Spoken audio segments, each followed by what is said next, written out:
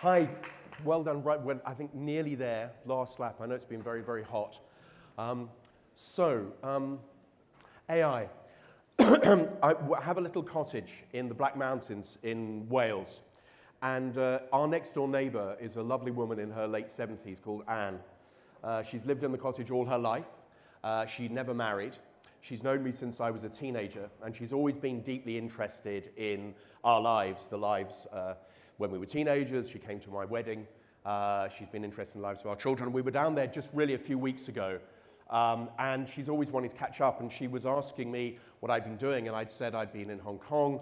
I'd been talking about AI governance and ethics, and the importance of dealing with uncertainty. And she was getting more and more glazed, and I could see, until I realized that where we sit in Wales, across the road is a big dairy farm. And so for her, AI meant artificial insemination. It didn't mean artificial intelligence at all. And that's just a little bit of a sort of a warning about bubbles and echo chambers. It's very easy to forget at places like this that there are a lot of other people for whom this stuff is still. So this is Hong Kong. This is actually a view from Kowloon Island at about 7:30 in the morning. I'd been invited out to visit the Hong Kong University of Science and Technology by this wonderful man, Dekai Wu, who is one of the world's leading experts on natural language and AI and translation. And we were getting on really well over breakfast, and he said, would I like to teach half of his class? He was teaching an undergraduate class about natural language translation and so on. I said, I'd love to. He'd teach a bit about AI governance and do an impromptu class. So he said it'll be mathematically quite difficult. So I said, that's fine. So those were the kind of slides that were up that I was sort of sitting there looking at for the first half hour. And so I sent a slide home to the family, a WhatsApp of my notes that I'd taken in the first half of the session and what I'd been able to follow. And it looked like that. So I had not followed much of the maths. And I noticed a tweet the other day from a famous science journalist. And it was quite interesting. He was, and I kind of tried to see whether it had been taken out of context, but I don't think it had. He was kind of saying, those who can't data science program go on about AI governance and ethics. It's kind of what people who come lately to the party are doing. And that is, and then various people weighing in on the thread talking about being generalists, as if being a generalist was a bad thing to be. And I'd suggest actually that it's really important that these things are put in other kinds of contexts, as we've just been hearing, and that's quite a hard session to follow.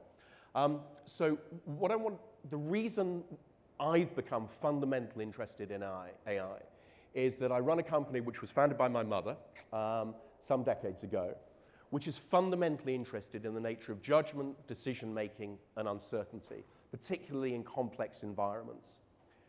And what I'm going to be talking about is the importance of thinking about the uncertainty. Indeed, one of the young men just now was talking about what we don't know, what we can't know, and the nature of unknowability. And if we're starting to put AI into our judgment and decision-making processes and ecosystems, what's that going to mean, what that's going to look like? The reason we do what we do is to try and maximize the constructive aspects of human nature and minimize the destructive. And that minimize the destructive piece is really important. It's not sort of some kumbaya message recognizing and hoping that everything will be fine. And like any technology, there will be the shadow side and there'll be the mentor guide side. This book I read recently, it's Other Minds by the fabulous Peter Govary-Smith. And I got interested in this as sort of one of the core premises, really, for thinking about building a practical ethical framework for thinking about AI. And the practical ethical framework starts with something that, a story that some of the people in the room you'll be very familiar with. Douglas Adams, the author of The Hitchhiker's Guide to the Galaxy, of whom a little more later, used to tell a story about a puddle that wakes up one morning and it looks around at the hole that it's in and it thinks to itself, this puddle fits me very neatly. In fact, it fits me so neatly, it must have been made especially for me. And it continues to think so as the sun comes up and the puddle evaporates. And that was Douglas's plea for just a little bit more humility on behalf of Homo sapiens in believing that we're the apogee of cognition, perception, and intelligence. So one thing that I just want to sort of, if you like, a premise is to move on. It is quite possible to imagine other forms of embodied intelligence. They just won't necessarily be like us, but it doesn't mean that they won't exhibit behaviors that we wouldn't recognize as intelligent. And this is a wonderful book about cephalopods with whom we shared a common ancestor. I've been interesting. I've asked people the question, when did we last share a common ancestor with the octopus? I've been amazed at some of the answers. From reasonably educated people, I've had 300,000 years. I've had 1.5 million, and the answer is 600 million. So it's a long time ago. So people's concepts of deep time are strange. Been reading this book. So that's the first thing. Perfectly possible to envisage other forms of intelligence. The next thing is this wonderful book. It's relatively new by Antonio Damasio, one of the world's leading neuroscientists.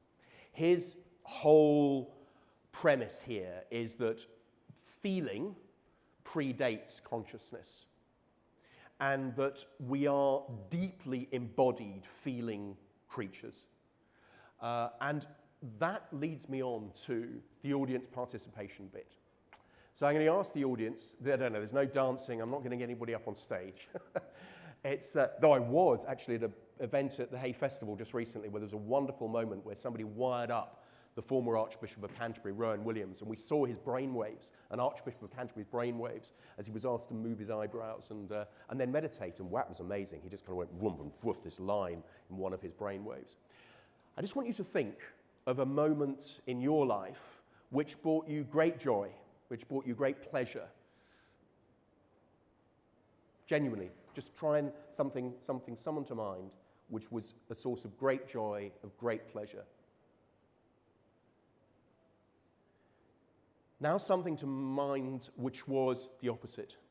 A really difficult motion, rage, grief, guilt, unrequited love.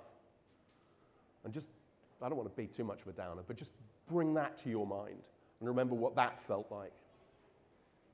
And the fundamental question is, do we ever want AI to feel like that? That uncontrolled feeling that you were summoning up.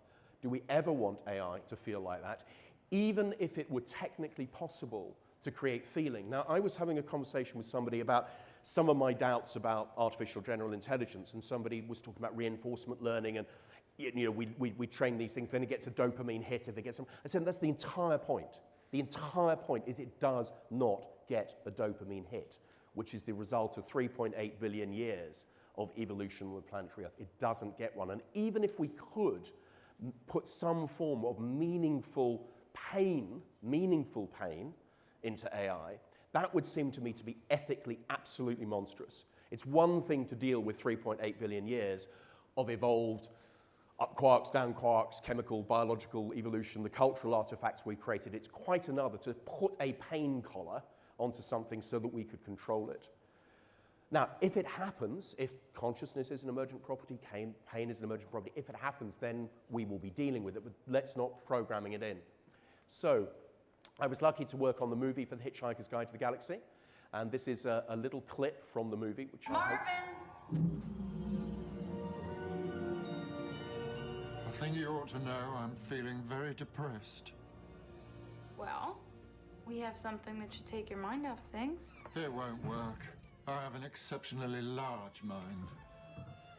Yeah, we know, but, we need you to go down to the number 2 entry bay and pick up our stowaways and bring them up here. Just that? I won't enjoy it. Yeah, well, that's life. Life? Don't talk to me about life.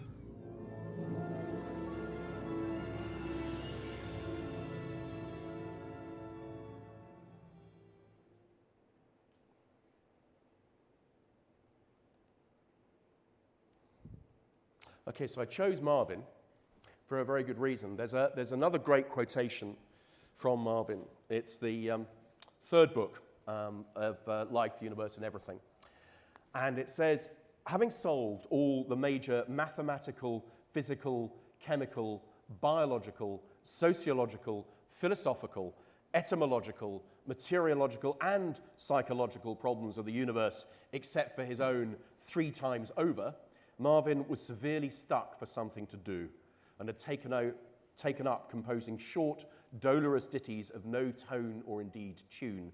The latest one was a lullaby. Marvin droned, now the world has gone to bed. Darkness won't engulf my head. I can see by infrared how I hate the night. And in the character of Marvin is encapsulated, I think, many of the contradictions about our emerging relationship with AI.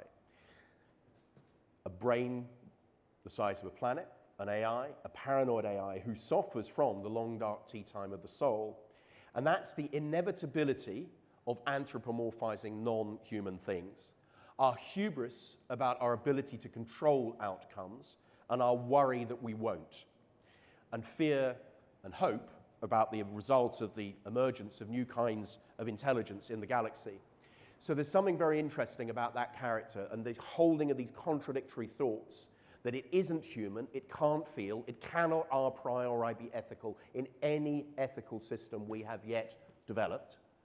But we will have a meaningful set of working relationships. I was just watching people reacting with the robot, and you can see they're being flooded with emotion. I mean, if you have a quick thought experiment about a robot, some form of android creature, and you come home from a bad day, and whatever the bad day, it's been a bad meeting, you had a row, and the thing asks you, Robbie, how was your day? And you go, oh, it sucked. And why?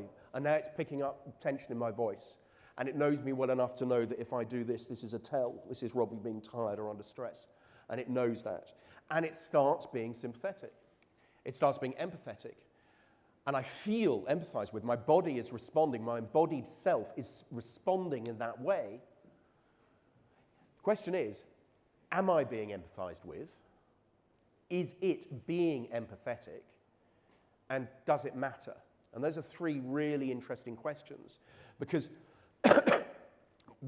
we say it isn't human doesn't mean we won't have these meaningful relationships with it. Now, long slide from Damasio. Moral values arise out of reward and punishment processes operated by chemical, visceral, and neural processes in creatures equipped with minds. And once we remove the current chemical substrate for suffering and its opposite, pleasure and flourishing, we would remove the natural grounding for the moral systems we have.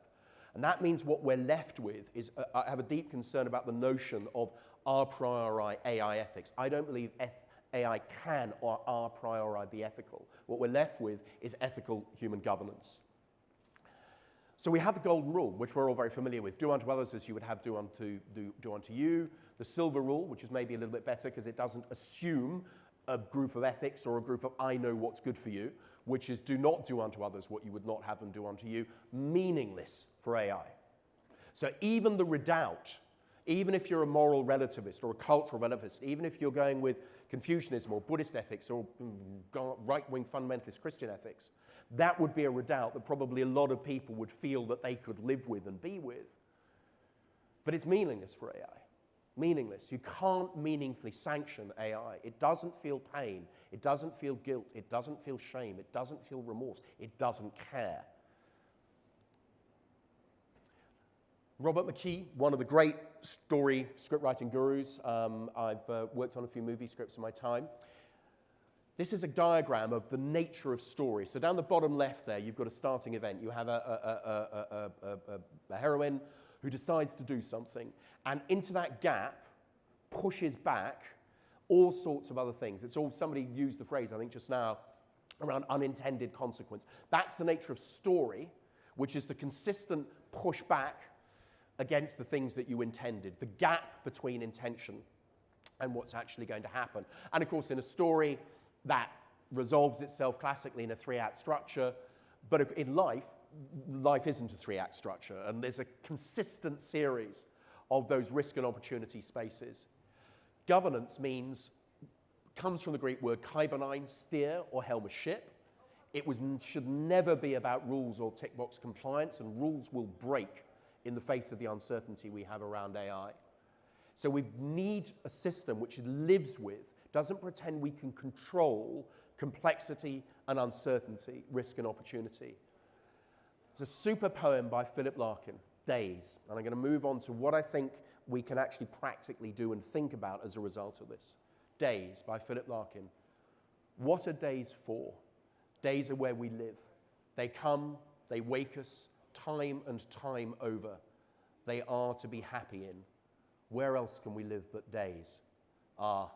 Solving that question brings the priest and the doctor in their long coats running over the fields.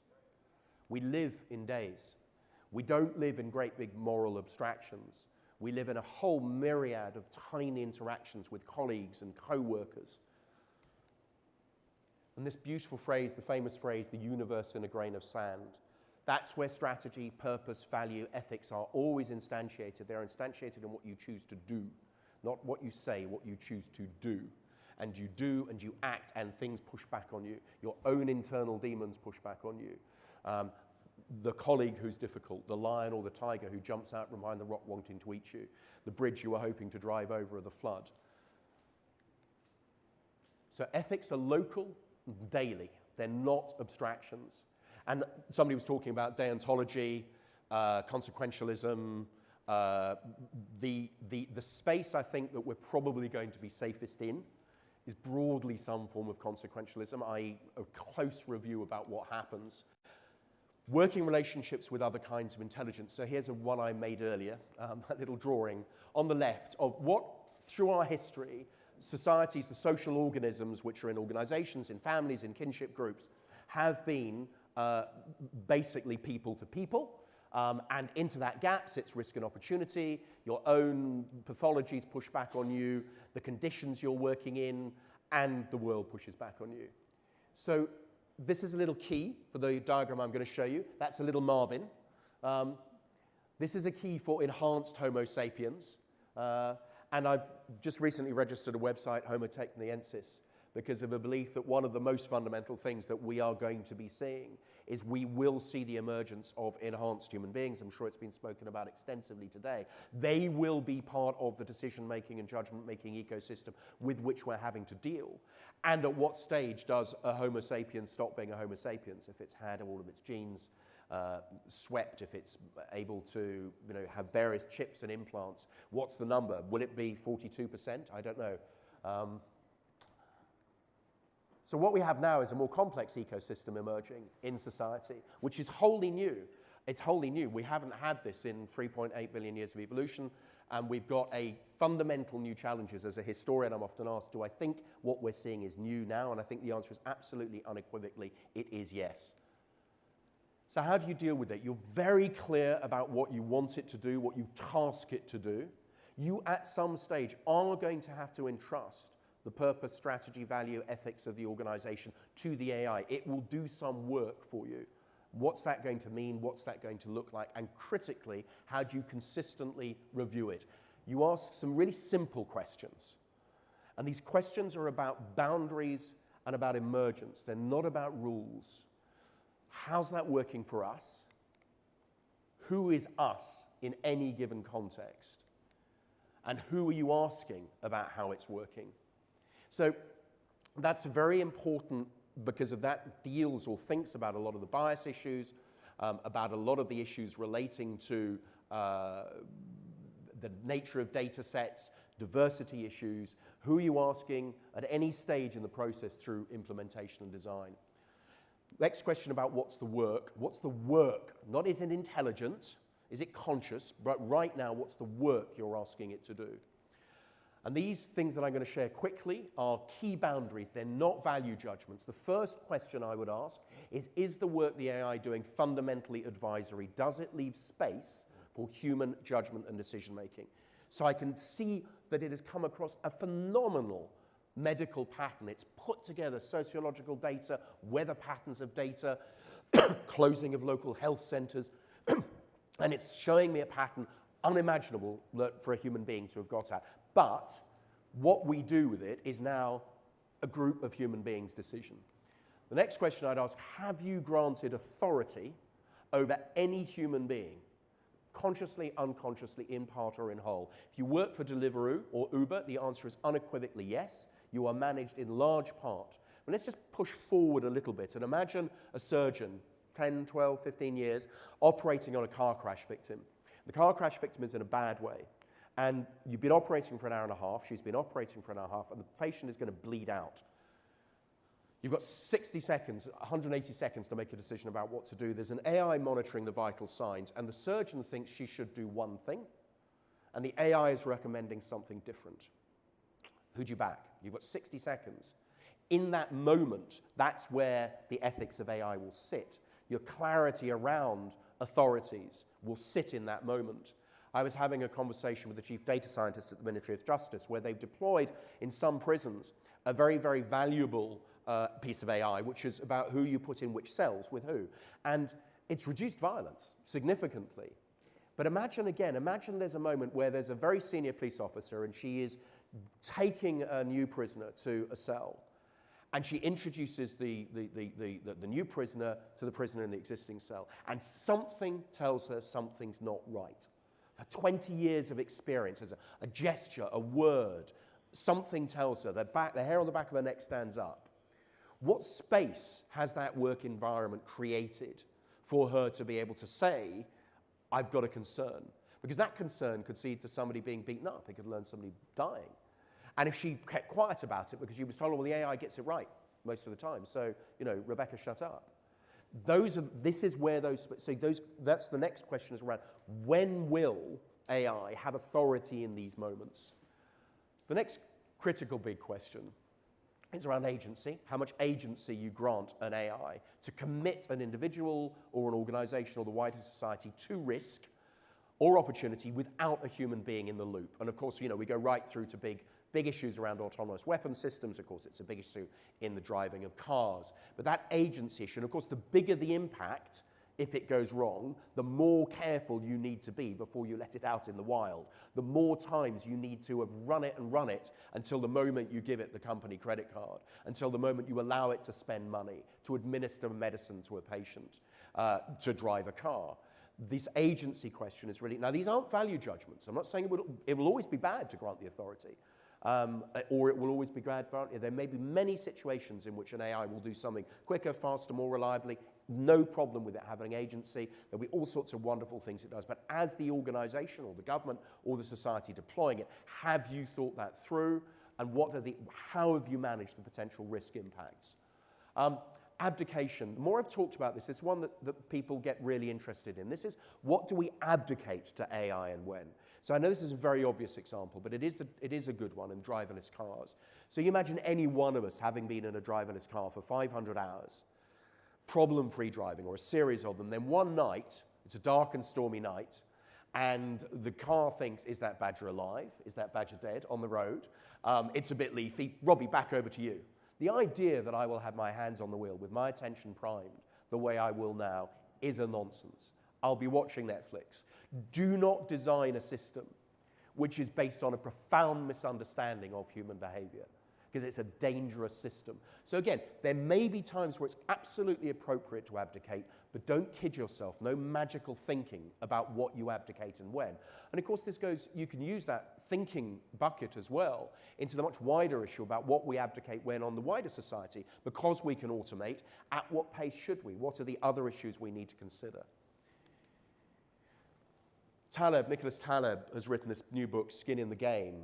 And I was reading it, and again, he talks really thoughtfully about what happens in our existing relationships with human relationships when there is an asymmetry of exposure to risk in a joint activity. So, and when that happens, systems blow up, social systems blow up, like the financial crisis, the banking crisis of 2008. So, back to the sort of top-level point about accountability and feeling at the top, because it doesn't feel, AI cannot meaningfully have skin in the game. And therefore, accountability in AI governance has to remain human, the lines of sight about it. And I know a few people here may have heard me talk about this before, but there's a very interesting moment about 18 months ago when Facebook, the algorithm on Facebook, kicked a Norwegian journalist called Tom Egeland off the system because he published an article about 10 famous photographs that changed world history, one of which was the famous photograph of the little girl running down the street in Saigon after the napalm attack in 1973. Now, the algorithm kicked him off. There was a fuss. He was reinstated. Facebook put out a really instructive press release. The press release went, blah, blah, blah, blah, blah. It is difficult to tell the difference between one picture of a naked girl and another. Now, if you think about that, and if you stand back from that, that is a company that has got so myopic in its worldview that any one of us, if we'd had 150 decisions to make in a day, that would not have been a difficult decision. So to say there, in response, that's a difficult decision, that's the point about abdication and accountabilities. They're almost as if, well, we've got these algorithms and they've kind of dropped from outer space. And, you know, gosh, they're quite difficult. They work within a system of accountabilities and authorities in social systems which make judgments, which exercise discretion, exercise decision in the face of uncertainty. And if you're putting them to work in your organization, they are your accountability. They're the government's accountability. No magical thinking about where accountability sits. So we should treat people as people, not as so many data points. And I think we should look how we gather data with people, not just from them. So I said I was going to talk a little bit about mystery, because I think this is something about that, our embodied selves, that matters a lot. And this is a little passage from Tale of Two Cities by Charles Dickens. And it's book the first, chapter 3, The Night Shadows. There's a wonderful fact to reflect upon, that every human creature is constituted to be that profound secret and mystery to every other. A solemn consideration when I enter a great city by night, that every one of those darkly clustered houses encloses its own secret, that every room in every one of them encloses its own secret, that every beating heart in the hundreds of thousands of breasts there is, in some of its imaginings, a secret to the heart nearest it. And I thought that the word mystery probably wouldn't have been used very much today. And again, that's if you like, a little bit of a plea for some humility and some, what I hear sometimes, some of the reductionist thinking and talking about what AI is and isn't going to be able to do. The space for mystery, the space for the unknown, the space for those things which are about our embodied selves, and how we hold, as I say, get over ourselves, the puddle story, but also do things which deepen and enrichen us, and AI, hopefully, maximizing the constructive aspects of us and minimizing the destructive and all the destructive things we do. Now, I was asked, because I did this last year, 3 suggestions of reading, nothing to do with AI. The AI word isn't mentioned in any of these books. So if we take from the left first, Sai Shonagon is a wonderful book about courtly love, life, observation, minute observation of ritual in Japan in the 10th and 11th centuries. It's beautiful, elegant book. Le Testament Français is a book about love, memory, that fissile nature of memory, the things that flicker in your mind, the sense memories. It's a very Proustian book. It's a book about a boy finding out about the life of his grandmother, who came to France at the end of the 19th century and then lived a long life through Bolshevism, Leninism, Stalinism. And it's a beautiful, beautiful meditation on the nature of relationships, a meditation on memory. And the final one in the bottom right, J. Griffith's Wild, is an impassioned plea by somebody who traveled through many of the world's great ecosystems for wilderness in our lives, for taking off your shoes and walking barefoot, for being in the rain, for being that embodied animal again in the middle, who was once in the middle of a food chain, who belonged in a different kind of way in this world. And so that would be my plea, is that, yes, there's a fabulous bookshop about AI, but go out and read something nothing to do with AI. Go out and read something which is about an achievement, an inquiry, curiosity, Byzantine churches, whatever it may be, something which isn't about AI, particularly after such a hot afternoon. Thanks very much indeed.